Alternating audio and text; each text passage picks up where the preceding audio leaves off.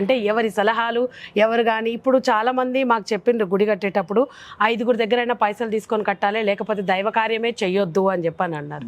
ముందుకు పోదు అని చెప్పి ఇంత పెద్ద గుడి కట్టినాం. ఒక్క రూపాయి కూడా ఎవరి దగ్గర తీసుకోలేదు. సింగిల్ పెన్ని ఒక్క రూపాయి అన్న తీసుకోవాలి అన్నారు. మేము తీసుకోలేదు. తీసుకోకపోయినా మేము కట్టగలిగినాం. అది మనిషిలో ఒక స్వార్థం. నిజం చెప్పాలంటే ఆ రూపాయి అన్న పెట్టాలి అని అంటే పెట్టి నేను రూపాయి ఇచ్చినా అని జన్మలకి వాళ్ళ పిల్లల తరతరాలు చెప్పుకునేటట్టు వాళ్ళు 100 మందికి చెప్పిపోతారు.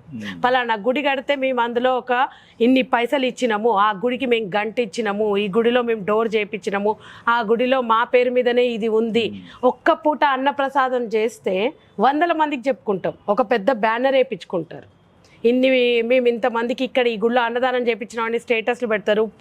100 మందికి చుట్టాలకు చెప్పుకుంటారు, ఫ్రెండ్స్కి చెప్పుకుంటారు. And first of all personal invitations ఉంటాయి. పలానా చోట నేను అన్నప్రసాద కార్యక్రమం అన్నప్రసాదం కూడా అన్నారు, అన్నదానం చేస్తున్నాను నేను, ఇక్కడ రండి అక్కడ రండి అని చెప్పి. అంటే నలుగురికి చూపించుకోవడానికి చేసేది మంచి పని ఎట్లా అవుతుంది? ఏ స్వార్థం లేకుండా చేసేదే దేవుడికి సంబంధించిన కార్యం.